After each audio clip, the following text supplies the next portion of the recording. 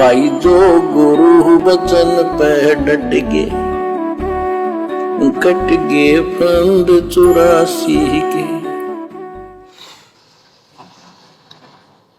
बच्चों, तीन लोक का राज, तीन लोक के राजा है ब्रह्मा विष्णु महेश। तीन लोक का राज है ब्रह्मा विष्णु महेश, ऊंचा धाम कबीर का सतलोक परदेश।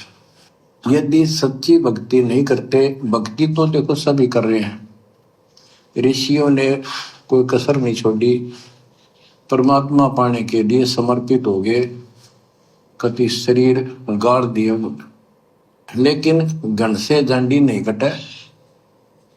जंडी काटने के लिए तो तीखी कुहाड़ी चाहिए या आरी, और ये तीखी कुहाड़ी या फिर आरी वो काल की जांडी काटने के लिए, वो मजबूत पेड़ काटने के लिए परमात्मा ने केवल आप और हमारे को बख्शी है। सतयुग से लेकर त्रेता युग, द्वापर युग में ऋषि साधु संत महात्मा जिनकी लाखों लाखों वर्ष की, हजारों हजारों वर्ष की उम्र हुआ करती थी, वो भक्ति पर परमात्मा पाने के लिए आप और हमारे से लाखों गुना ज्यादा समर्पित थे। उन्होंने अपने शरीर की परवाह नहीं की, अपने परिवार की परवाह नहीं करी, और परमात्मा प्राप्ति के लिए दिन रात नंगे रहकर, भूखे प्यासे रहकर, घर परिवार से दूर रहकर प्रयत्न करते रहे। लेकिन उन आत्माओं पर भी सतगुरु ने वो दया नहीं बख्शी, उनको वो तीखी कुल्हाड़ी, वो आरी नहीं दी, इस काल के पैर काटने वाली, जो परमेश्वर ने आज आप और हमारे को दे दी। तो हमने उन तमाम महापुरुषों के उदाहरणों को देखकर, उनके जीवन को देखकर, गुरुदेव के सत्संगों को आधार बनाकर अब हमने इस भक्ति रूपी, सत भक्ति मंत्र रूपी, तीनों समय की आरती रूपी, सत्संग रूपी पैनी कुहाड़ी को, इस आरी को दिन रात चलाना है। हमने इस काल के मजबूत बरगद के पेड़ को जल्दी से जल्दी काटने का प्रयास करना है, सतगुरुदेव भगवान के धरती पर रहते सहते। क्योंकि एक बार यदि गुरुदेव भगवान इस पृथ्वी लोक से चले गए, जिस रूप में आज आए हुए हैं, उसके बाद भाई और बहनों मोक्ष की उम्मीद ना करना। गुरु के रहते सहते मोक्ष मिलेगा, अन्यथा इस गुरु को धरती पर आने की जरूरत नहीं थी। ये तो इतना समर्थ है, सतलोक में बैठा बैठा ही हमें मोक्ष प्रदान करवा सकता है।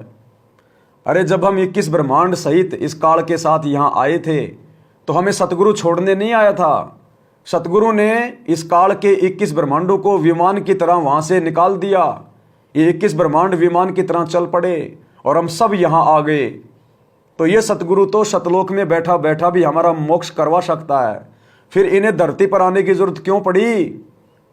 धरती पर आकर हमें ये ज्ञान देता है, शिक्षा देता है, सत्संग सुनाता है, उपदेश देता है, अपने हाथों से आशीर्वाद देता है, अपनी आंखों से हमें निहारता रहता है। सतगुरु की दृष्टि जिस भगत पे पड़ जाती है, उसको भी बहुत सारे पुण्य मिलते हैं। तो भाई और बहनों, इसलिए परमात्मा को धरती पे आने की जरूरत पड़ती है। इसलिए जब तक सतगुरु धरती पर है और हम यदि आजीवन मर्यादा में रहेंगे, तो हम मोक्ष प्राप्त कर पाएंगे, अन्यथा मोक्ष प्राप्त नहीं कर पाएंगे हम। अरे कोई भी लड़की अपने पीहर से, अपने पति के बिना कभी ससुराल आई है क्या? उस लड़की को लाने के लिए उस पति को जाना पड़ता है, वहां जाकर उससे 7 फेरे लेता है, वहां जाने के बाद फिर वो अपनी पत्नी को लेके आता है। कोई भी कंवारी लड़की बिना पति के अपने ससुराल नहीं आ सकती। तो हमने तो अपने निज लोक जाना है। हमारा पति आज आया हुआ है, हर प्रकार से हमें समझा रहा है। तो यदि हम अपने पति के साथ चले गए तो चले गए।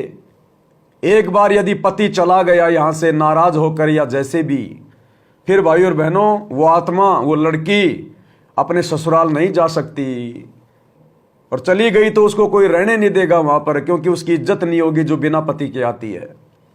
तो सतलोक में तो हम जा ही नहीं सकते अपने पति के बिना।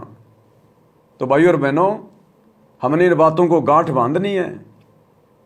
अगर ऐसे ही मोक्ष हो जाता गुरु जी की गैर हाजिरी में, तो ये किस ब्रह्मांड कब का खाली हो जाता।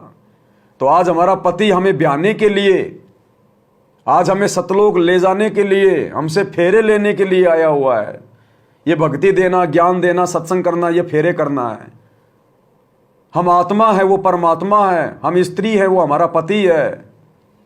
और हमने उनके साथ ही जाना है और खुशी खुशी जाना है।